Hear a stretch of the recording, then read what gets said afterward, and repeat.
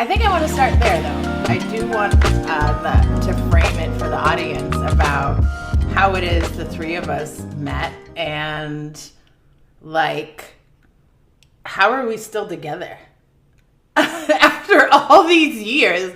I mean, I think it's a valid question because, I think people want to know, y'all don't live near me or each other for that matter. How did we meet? How does this relationship, stay the course? I love it. Now, in my own mind, was it summer 2018? 19. Okay, that makes more sense. Okay. Because I know I was doing the program at Columbia, but I've been there 2 summers. 2019. Okay. Yeah. So who wants to tell the story? Because I was invited last minute to meet you, Lawrence. Very last minute. Like Stacia and Ginny were walking out the door and we're like, yo, you want to come? They're like, come You on. need to know this man. Yeah. You need to know this man. Exactly. That's exactly what Ginny said. The funniest part is, in like virtual hug to her, the person probably best suited to tell the story isn't even here. I know. Shout out to Stacia. Yeah. We got to get our shout outs out. Shout out to Courtney. Because they scorch us later on when we don't give them shout outs. But you know what, Melina? I actually, just a thought, not a vote, is I actually think the fragmented recollections of that moment speak to both who we are, but also how we met. Because like I don't know how you got there. I knew Ginny, and I think I was talking to Stacia. But I don't. And then Ginny knows where she was, and you got yanked out the door. I did. But I think that both in truth, but also on display, is also probably reflective of not so happenstance, and then the beauty that came after it. Because then Ginny and I would have known each other way before then. That's true. That is very true. All right, who wants to go first? Let's do it. I mean, I'll start because I feel like this is when I think about how we're all sitting here today, I think about how so many different things had to happen for us to come into each other's orbit and stay. And I think that's what's so wild is the ways our paths crossed before we even knew it. And then at the right moment, we all came to know each other in different ways. So I started when I was the director of the Office of Equity and Inclusion at Holderness School up in central northern New Hampshire. And I was new to the position. I was still new to independent schools. I had no idea how to connect with other people.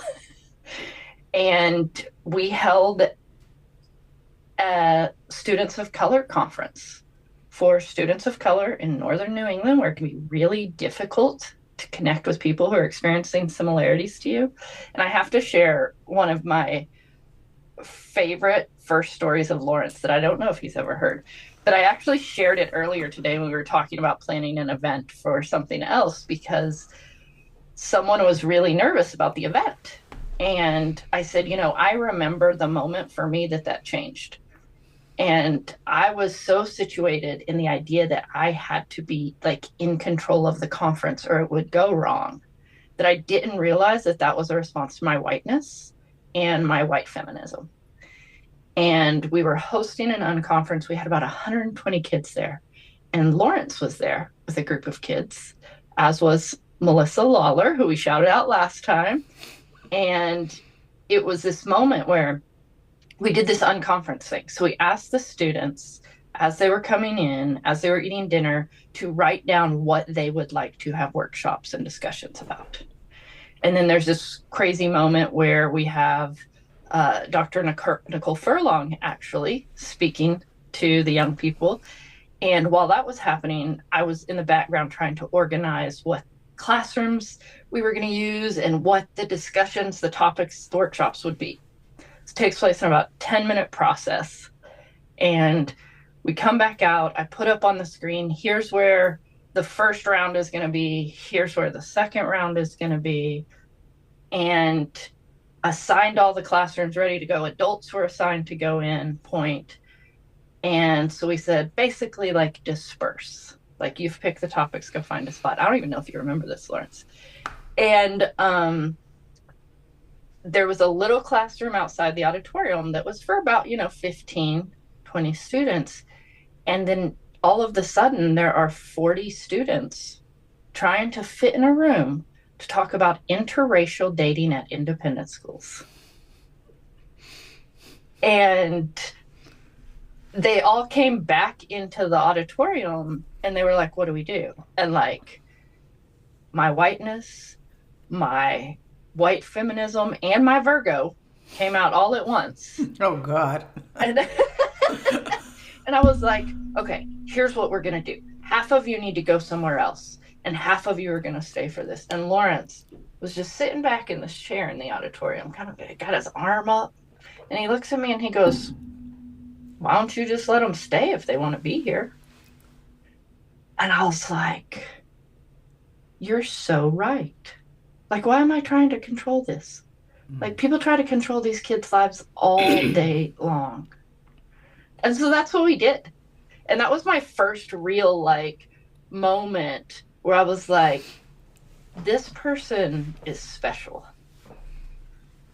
And then I remember walking out later and getting into this conversation with Lawrence. And from that point on, we were this little network in northern New England, supporting each other in all of the ways that we weren't receiving support, where we created community, where we felt isolated. What year was this, Ginny? Oh, this was 2015, 2016, I think. Okay. So it was, wow, Lawrence. We've been at this for a minute. A decade. Thank goodness we don't look like what we've been through. I mean, Ginny. Ain't that the truth? I love you, and I have so many fond memories and then beautiful post-it notes that I get reminded of. I remember bringing my family, as well as myself, in a moving van to northern New Hampshire, and I remember passing Boston. And topographically, it literally was like a whole new world. I can hear Peebo Bryson in my ear. We weren't traveling by the mountains. We were going to a school literally in the mountains. And, in this reflection, there's no shade to New Hampshire. I think for folks who are native and have affinity to the area, it's absolutely beautiful. It's just very different than where I was accustomed to. And in getting there, again, as DEI happens to us, we don't happen to it or pack it up in the moving van with an agenda. I was a director of college counseling. There immediately became the need for someone to lead DEI work there. And racially, spatially, and professionally, I couldn't have felt more isolated. And as isolation does, a lot of us as practitioners end up doing really important, really exhausting work in silos, and we end up reinventing the wheel. And so as I started to vision 1 year, 2 year, 3 years down the line, things we could be doing at our little campus in Bethlehem, New Hampshire, I heard about this school down Highway 93, the Holderness School, and the beautiful cultural inertia of what was happening there. And Ginny, you should hear this. I heard about your name second. I heard about your work first. And at this place, there was a student leadership conference for students of color, for LGBTQIA students. My kids, my students, I want to say, were motivated by the conference. They also heard there was a dance. They could put a little boogie in it.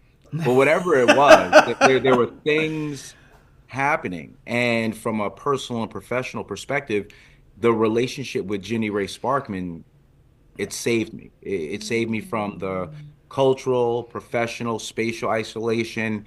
It really gave me a sibling, a friend in arms. And I couldn't be more grateful for the way that we met. Now, that does nothing to explain red lip here, there.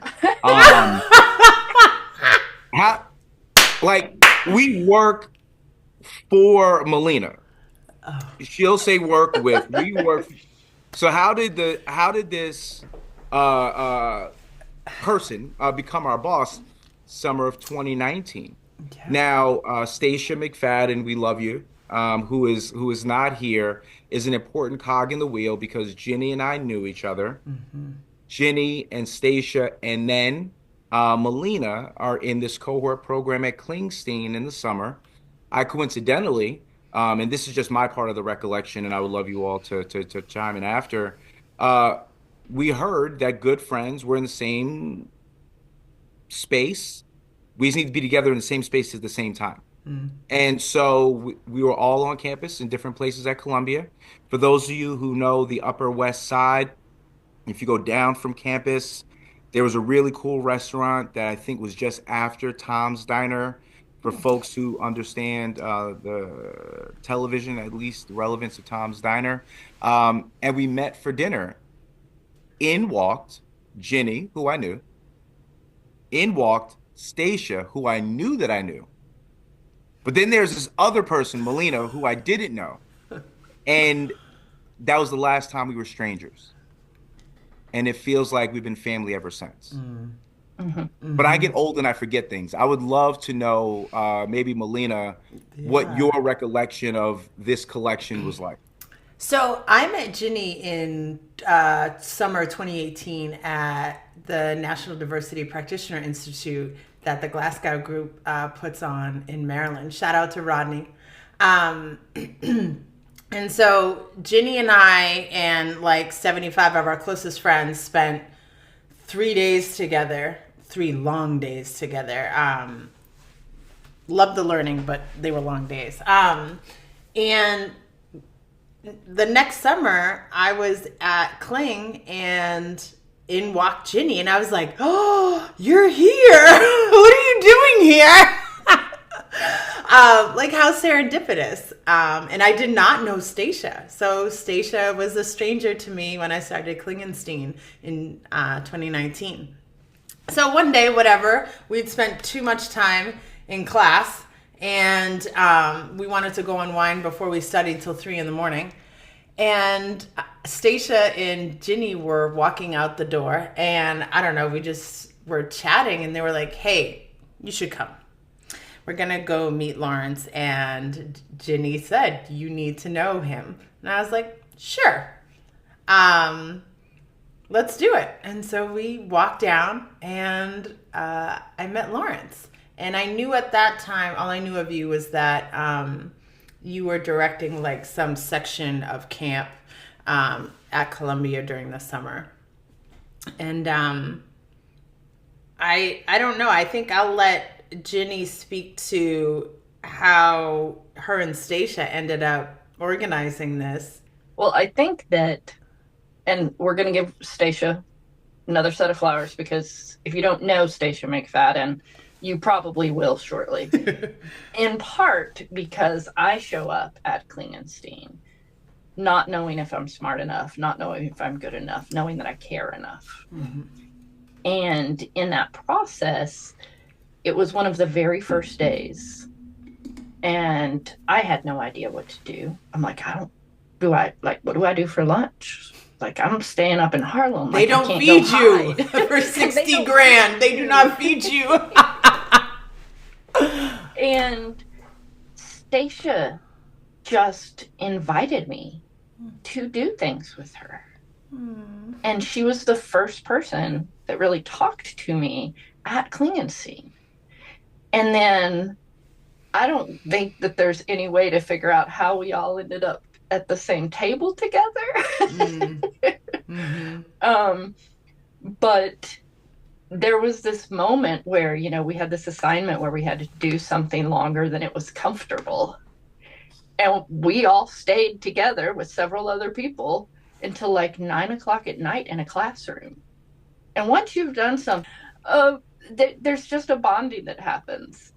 And for Melina and I, there was also a moment in that time that was somewhat confrontational, and there was a conflict that happened. And everyone's either like, what do we do? Or, let's just move on to the next class. And then you have your fire starters. And Melina and I said, oh, no. We're going to stop. We're going to run some affinity groups that are unplanned and unsanctioned. And because that's who we are. And that is very much how Melina and I bonded, is over the work. Mm-hmm. And again, to your point, not because we're called to it, but because it called to us. Mm-hmm.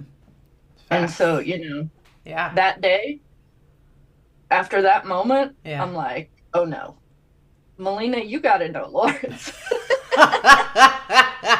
And we had a good time together. Honestly, it's so politically correct, Lawrence, that you were like, we got together for dinner, because I only remember getting together for drinks. So I don't know if I ate. I honestly don't know if I ate that summer, because all I remember is ingesting way too much caffeine.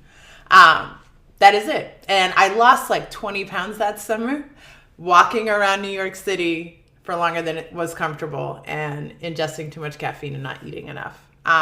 So, my fellow friends, how do we stick together? What makes this relationship tick? Yeah, I love that. I think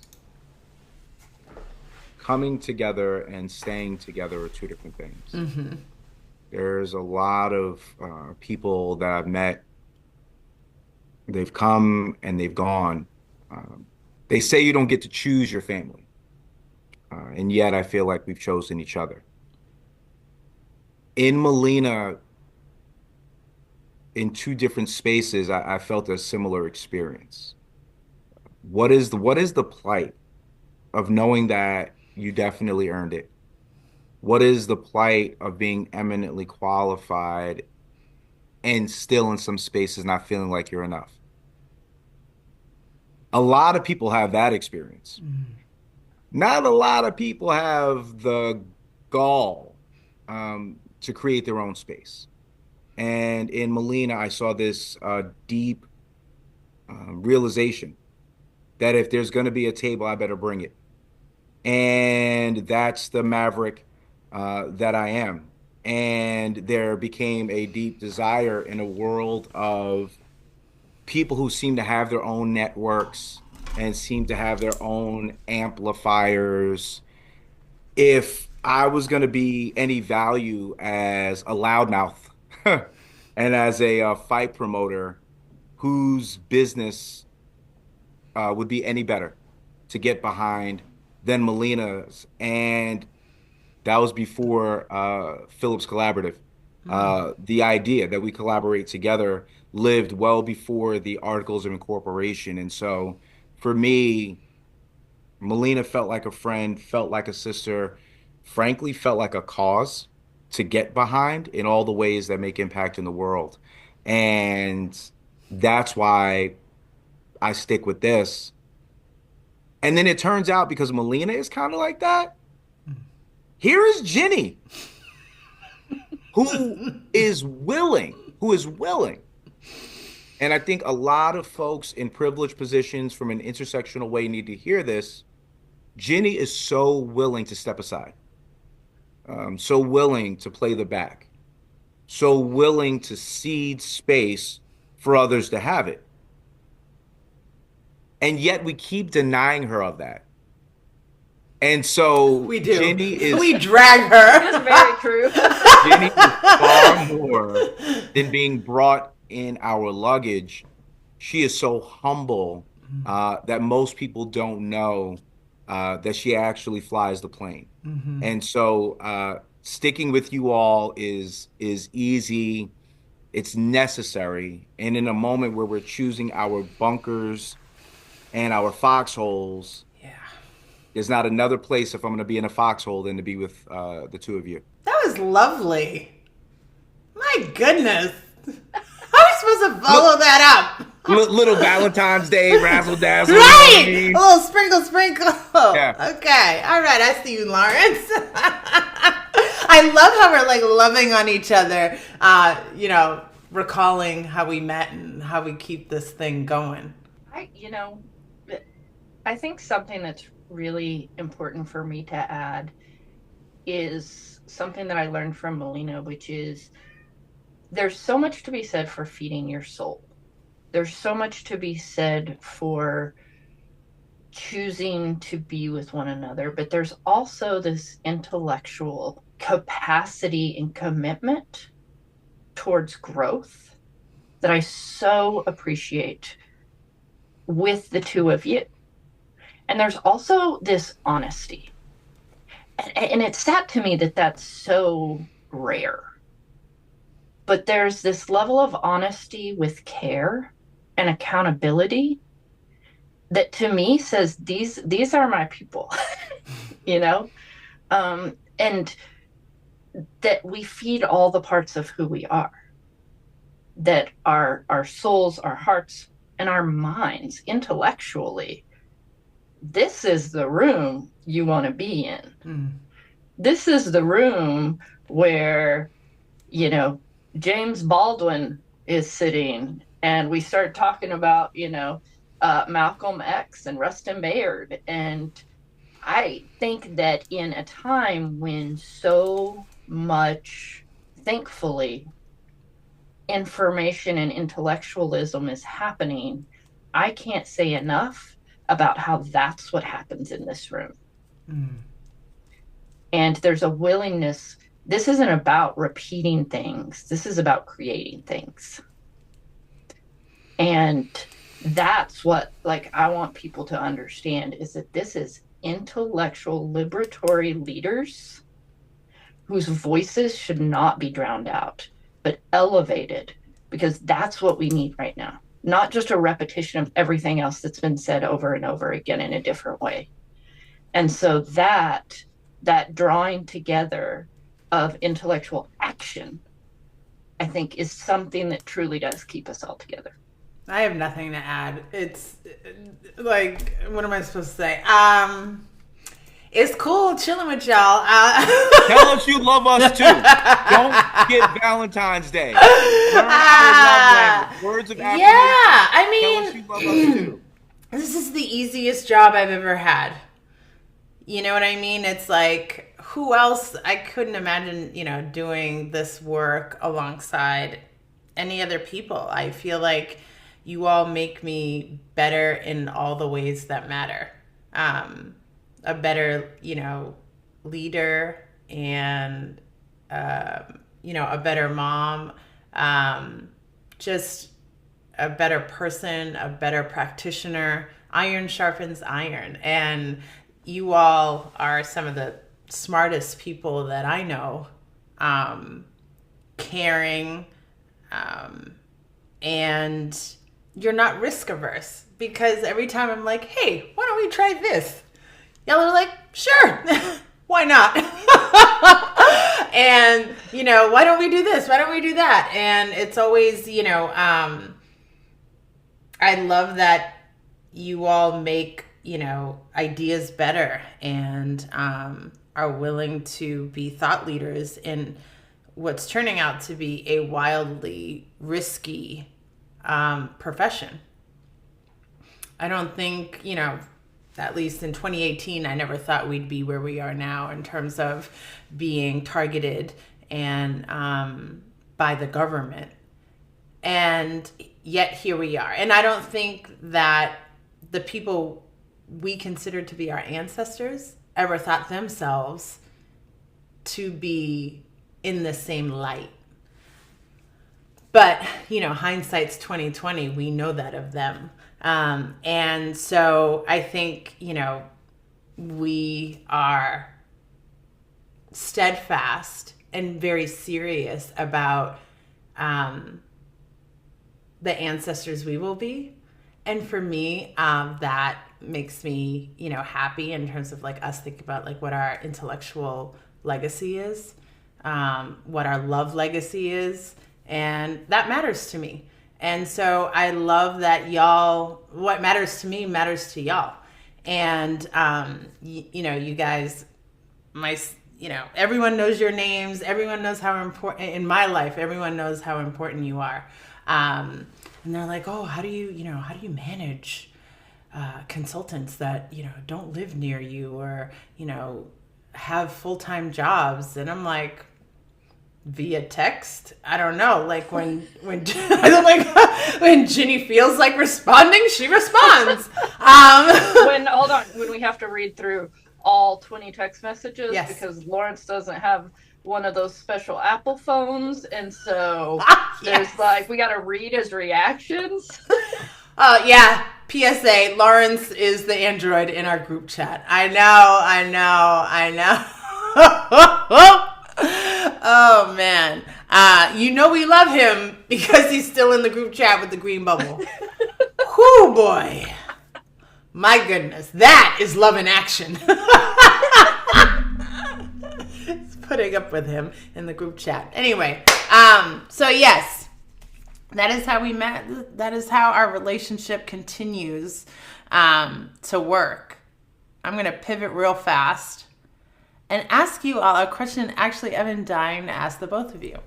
Tell me about your summers growing up. What were your summers like? Where were, set the scene. I need, what games did you play? Who was your homie? Where did you break something at? Were you home before the streetlights came on? Questions that need answers. Yeah, I remember summers, and as a direct corollary, it's interesting how, as an African in America, you end up living an experience that ends up in a book. So, growing up in Jersey City, New Jersey, with family down in Tifton, Georgia, Southwest Georgia, we lived the handbook for Negro travelers. No one ever told me what sundown towns were, but I can remember from my dad, who was the driver, we would go from New Jersey, carefully curated travel routes from Jersey to Columbia, South Carolina, which is the space and place that we stayed often. And I used to always wonder why, when he would gas up, he would very sharply, you all better use the bathroom here. You better eat here, because we're not stopping again until we get to X destination. And in my head, I'm like, he's awfully pushy. I have no idea why my dad is such a bug in his butt. I didn't know how he was protecting us. And over time, I would listen, because as a child, you are seen and not heard. Us gentle parents have made some mistakes. And I would hear in the backseat the conversation my dad and mom were having in the front seat of the car about towns that we're definitely not stopping in, from the ancestors, towns that his parents and that their grandparents had told them about that weren't safe for Black people, particularly at sundown. And I remember getting to Southwest Georgia in the 80s and 90s, and those being places where, if you were white, you could call Black elders by their first name, but those same Black elders were calling younger white people by their last name, putting a proper handle on it. And so the summers as a child, amazing. As a city kid, running barefoot and realizing as a city kid how tender your feet are because the ground is hot in Georgia. Learning what ditches were and falling into them and dropping bikes into them. Enjoying everything about being a child. What I'll never forget and can never forget is the travel route and the stark differences between Jersey and Georgia, and the phenomenology of sundown towns. Were you ready for that, Melina? No, I was not expecting that.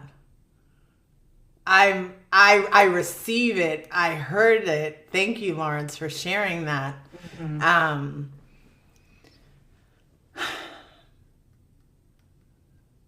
Yeah.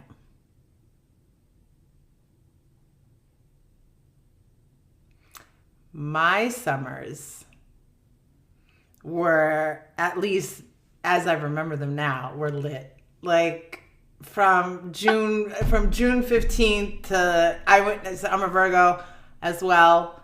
I always went back to school around my birthday. First day of school was always around my birthday. So all the stuff all the gifts I received for my birthday were like school clothes. That's how that went. But man, I played hide and go seek until sometimes 10, 11, midnight. July 4th was huge on my block. We used to have a block party every summer for 4th of July. And, we were just, and I was for all intents and purposes, I was one of the boys. I was huge. I know don't let this red lip fool you. I was out there with the boys playing street hockey, football, soccer, like all of the things. And,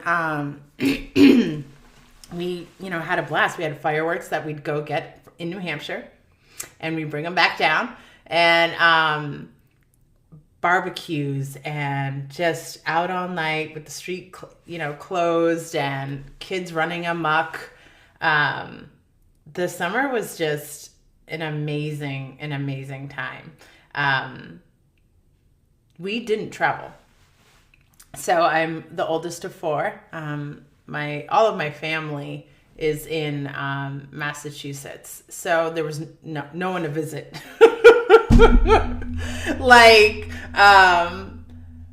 And we were too poor to get on a plane and go to Puerto Rico. So I spent every summer in Massachusetts until that one summer my mom sent me to Interlochen Camp in New Hampshire. And that was a wild time. I had never been anywhere so white. And I was not like a huge fan of the outdoors. I was like, what the hell am I doing here? You want me to sleep where? I was in a cabin, y'all. I was in a tent, a huge tent. There were 4 beds in it. It had a planked floor, like 2x4s. And I had a mosquito net over my cot. It was the ghetto. The ghetto. And then, do you know where I had to brush my teeth? They had this communal sink that was huge. It looked like a kiddie pool. And I had to brush my teeth there every morning. The shower looked like a coffin. The wood was rotted, and they plopped it like in a field, and you just walked there with all your crap, took a shower, walked back to my tent, and there were spider webs and spiders in that shower like as big as my head. I will never forget that summer. I am not an outdoor girly, even though I love to hike. That's it. Anyway, my summers were amazing. It sounds like you're a glamper, not a camper. I am a glamper to the cow. I need a hot tub, hot water. I need a stove. And I'm not sharing any more sinks. Do not put me in a tent with a mosquito net, please. Oh, man. Man, our lives were different. So to all our listeners, I grew up in Texas and New Mexico. Mm-hmm. So we cover half of the continental United States. And my summers growing up, we primarily lived in the country, except for when I was really young. And the area I'm from in Texas is the Panhandle. And around Lubbock, Texas, my family moved a lot. And so I spent most of my summers in cotton fields and in desert like caprocks, trying to avoid rattlesnakes, poking tarantulas with broom handles because they like to stand up and hiss. Yelling for my parents when the dogs got into a porcupine. um, being cautious of the coyotes. And it was all flat. It was all brown. There's not a lot of grass where I'm from. There's a lot of oil rigs, which are the pump jacks. A lot of fun to ride when you're in high school. Don't do that, kids. That is dangerous. But I grew up in the country, and I had an aunt and uncle that managed a quarter horse racetrack, so I grew up around a lot of horses. I loved horses. And my mother was the youngest of 10, and my father was one of 3, and their families were very involved. And so I spent a lot of time by myself. I loved to read. I loved to be outside. It was all about my animals. We had a god sister that we grew up with. My brother and I are only about 18 months apart. We were very close, but I was very bossy, Virgo. And, but I remember at 9 years old, sitting in my dogs. I always had dogs. It was a white German Shepherd. Her name was Ragin, Jenny Ray backwards. And I remember sitting in her doghouse in the sweltering heat in the summer, in August, with a typewriter that I had carried that my mother had. And I remember the click, clack, click, clack very clearly from when I tried to write my first novel about animals who had been mistreated. Listen. 9 years old. Nothing. This is very on brand. This is very on brand. So that was a lot of my summers. I grew up in the church, so I went to a lot of church camps. I'm fairly certain at least one of them I was there as forced labor. Which, if we want to get into the religious trauma at some point, I got stuff to share. That's another episode. Because I grew up Catholic. Yes. But I also grew up in sports, and sports were a huge part of my life. And so as I got old enough, that became my whole summer was sports. That and FFA, Future Farmers of America. You got to cover your bases. Jesus. Wow. Yeah, he was there too. Supposedly. Okay. Rapid fire. Ready? Let's go. All right. Favorite childhood TV show? Ooh, for me, favorite childhood TV show, A Different World. I still think that Hillman is a real college campus. A Different World. Okay. Ginny. Ooh, Land of the Lost. I had a thing for dinosaurs for a while. The Cosby Show. I know it's controversial now. It wasn't then. Enough said. It's awesome. Right. All right. Top 3 albums of all time. I know. I just broke your head, Lawrence. I know. I know. Well, I'll dance across genres. If I think about R&B, take boy bands to the extent that they're not. New Edition, Any Heartbreak, Argue with Your Mama. I will take Jay-Z's The Blueprint, and I'll take Biggie Ready to Die. Wow. Okay. I'm gonna say I won't jump too far across genres, but I'm gonna say Queen 2 by Queen. I'm gonna say J Dilla Donuts, and I'm gonna say Ready to Die.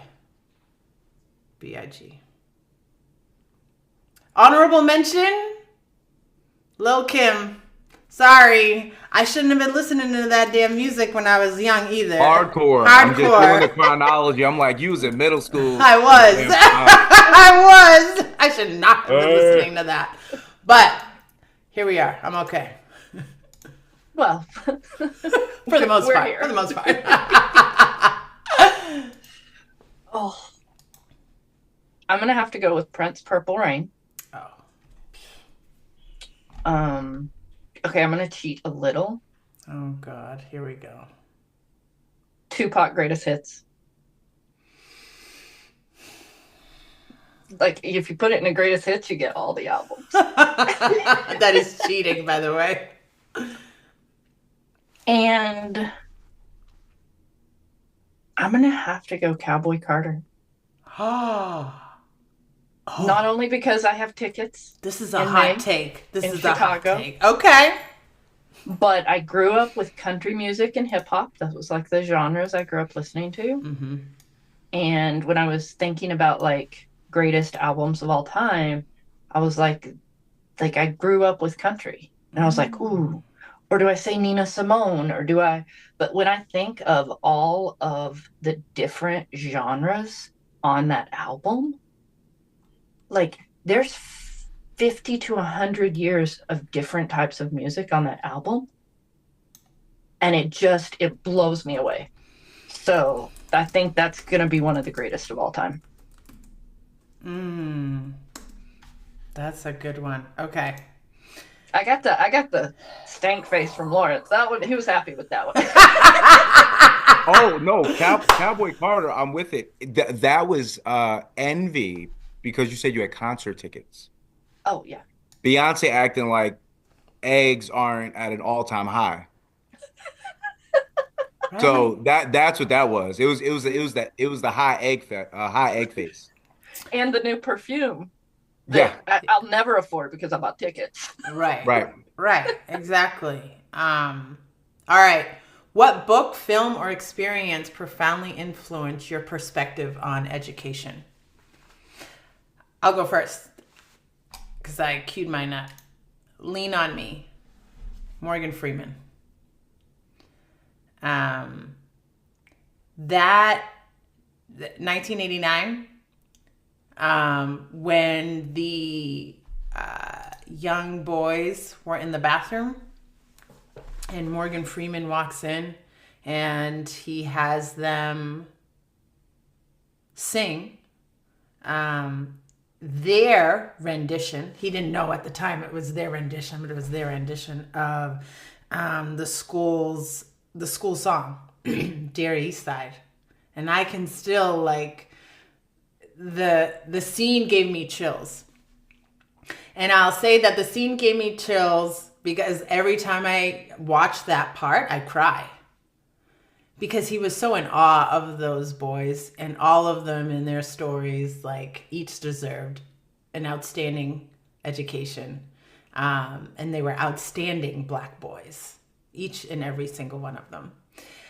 And then y'all remember Joe had the bat and he used to tell those gangsters to stay out of the schools and he used to lock the doors and all of that. It reminds me. They used to call me Crazy Joe. Right. Yes. Now they call me Batman. Yes.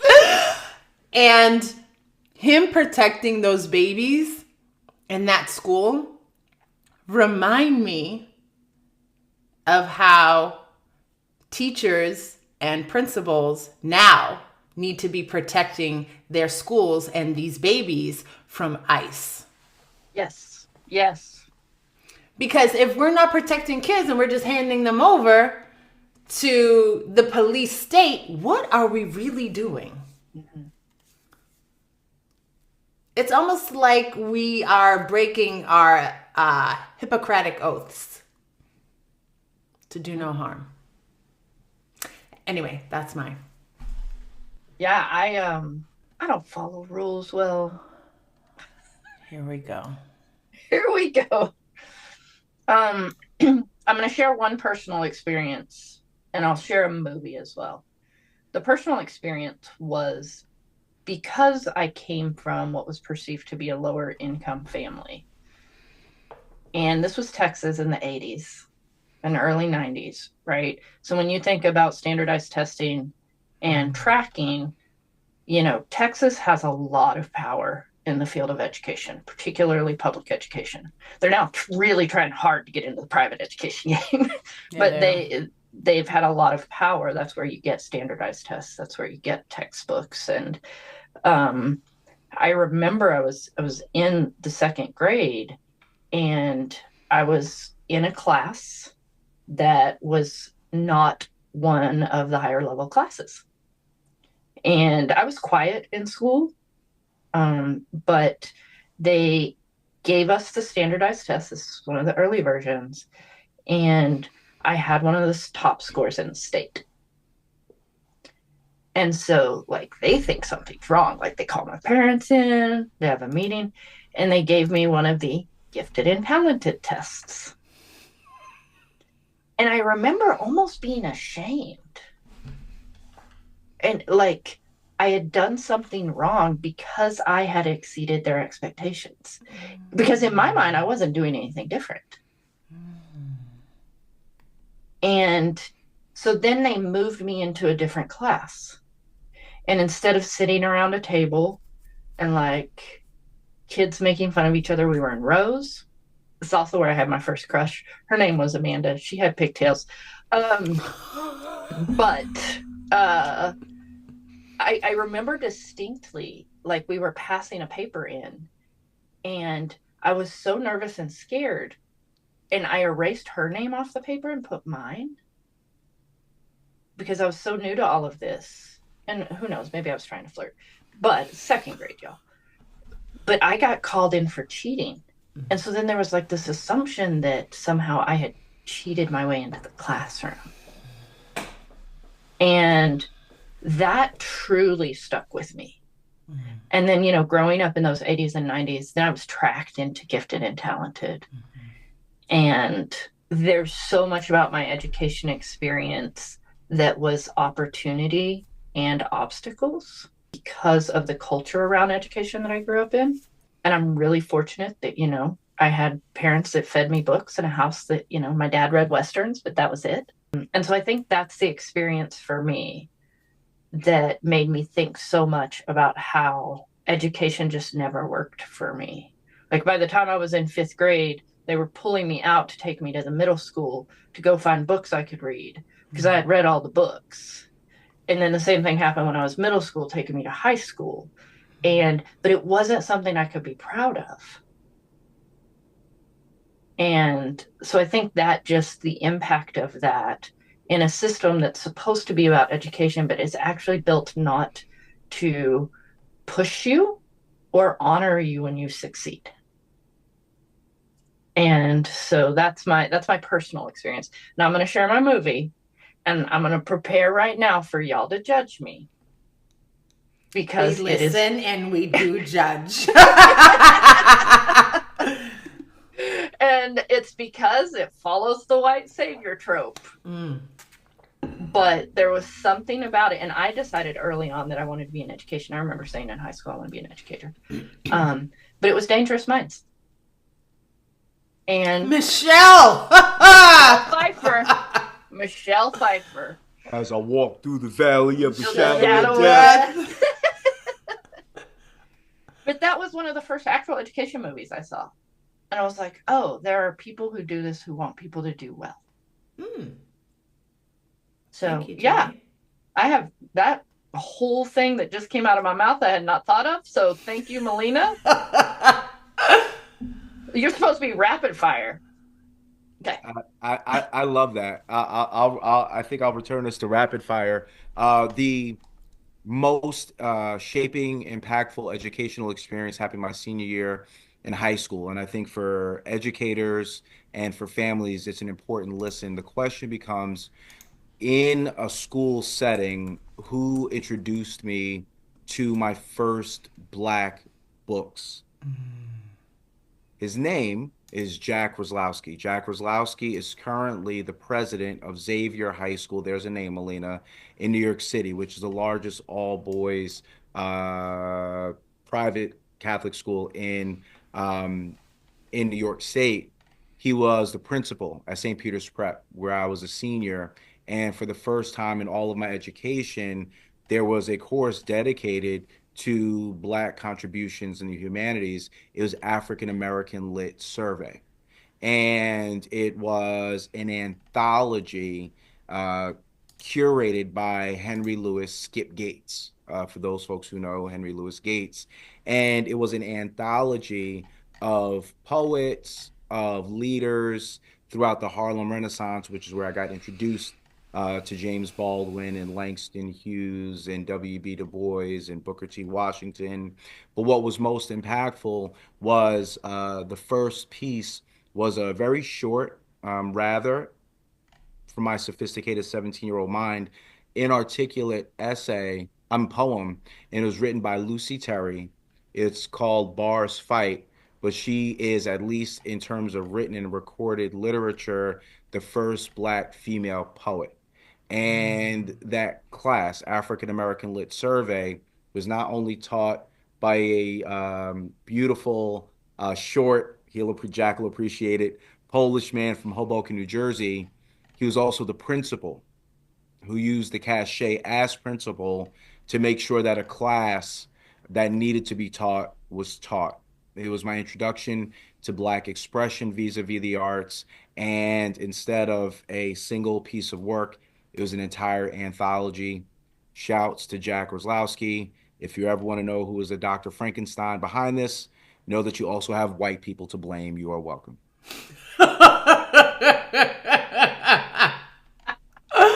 Oh my God, I love that.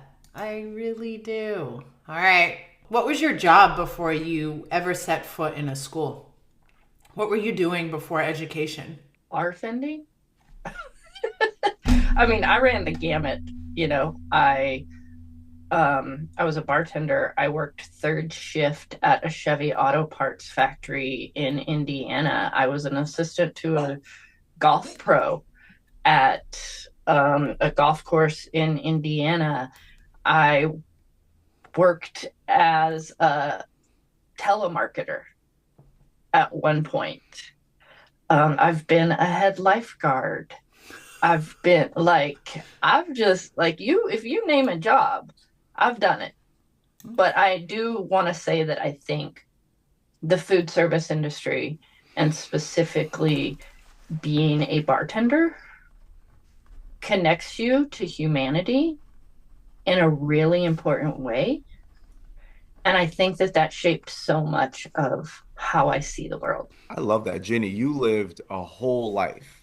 I thought about the question as we were preparing, Melina, and I think this is just a good note for the MEI group, the Merit folks. I really had to go through my own resume. I've always been an educator. I was an RA undergrad. As soon as I graduated, I was working in higher education, moved to social work and secondary education. I was made to be an educator. And so I've literally not only never thought about anything other than this is what I was made to do, what I studied, what my master's is in. And that's not for the two of these awesome folks here as the audience. There are a lot of us who didn't trip into this.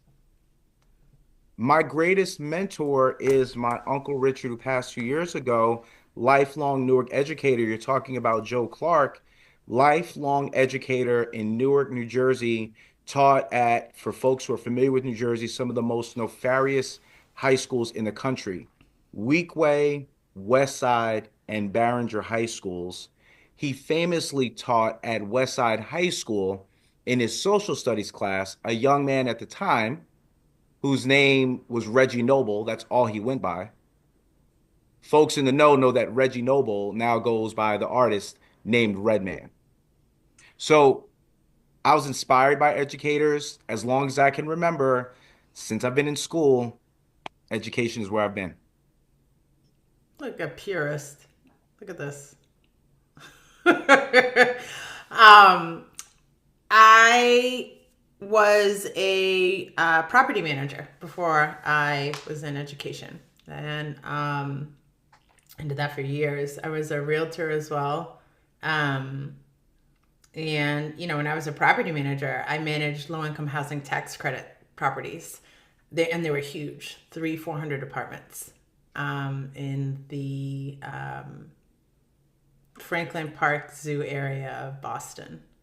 I'll tell you a quick story. The reason I had and I doubt she'll ever see this, but I had an administrative assistant, and she was from around the way. She lived in almost like the sister property. The sister property is where Bobby Brown was from, and Bobby and Whitney used to still smoke crack in that area when they came into town. You always knew they were there because there was a Bentley parked outside. So she was from that neighborhood, but she worked in the neighborhood that I managed, and she had a son, and he was murdered at a bus stop on his way to school one morning. He was eating a honey bun sandwich when he was shot in the head. I remember going to his funeral, and that was the only child's funeral I had ever gone to. I've never had to go to another child's funeral since, and I hope to never attend another child's funeral. And in that experience, I said to myself, I need to do something else. I was managing a $3.1 million budget. I was managing 30 people. It was fun. No 2 days were alike. But I looked at the system that I was managing. I had 3 generations of one family in the same housing project. And I was like, there has to be a way to stop this. Like, this was built to do this to families, to murder them young. There's a reason why there's no green space, right? There's a reason why a lot of them don't get out. And I thought to myself, what can I do? What can I do that can help stop this? And I said, I can become an educator. And so I did. And that's kind of how I tripped into education. But I was a waiter. I was a skip tracer. If you don't know what that is, Google it. It was weird and fun. I was a cashier at a car dealership. My first job was I was a coat check girl at the Town Line Lounge in Lynnfield, Massachusetts. So I've done it all. But yeah, that's what I was doing before education. All right, last question, y'all. Ready? What would you be doing if you weren't doing this? If you weren't doing education, if you weren't doing DEI, if you weren't doing higher ed, what would you be doing? Now, as a purist, I'm really interested to hear what else calls you. I would be doing the thing that most people who know me, and even if you don't, it looks like I'd be doing. I'd be coaching youth football. I have no interest in high school kids. They think they know everything. No interest in college, because they definitely don't know everything. I would be coaching youth sports, which is why I coach my 7-year-old son's flag football team. So if it remotely paid the bills and I could do it full time, I would be coaching the Tiny Tykes, Friday Night Tykes. That would be me. I love that. Ginny. Well, number one, I feel like Lawrence would give the best nicknames to his players. Like, no question. Like, the good coaches, they never call a player by their real name. That's Lawrence. Yeah, for sure. I think I'd be doing one of two things. I would either be in the legal field. Probably, this is where you got me, because like civil rights law would be like my thing. But I would also love to be an artist. Like, to spend my days writing and painting and creating art for the world. There's a part of my brain that functions in that way that the world doesn't make room for me to express. And so I would probably be painting and writing every day. I'd be a lawyer. No way.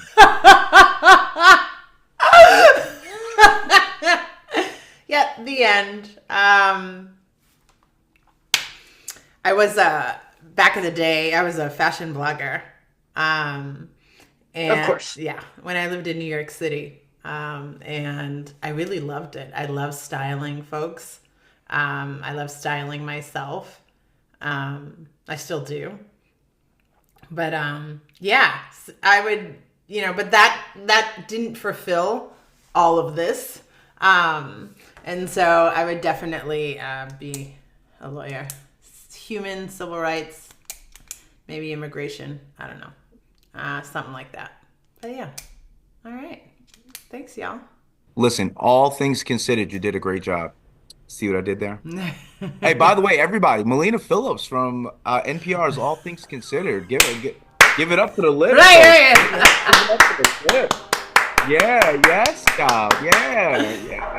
Oh, man.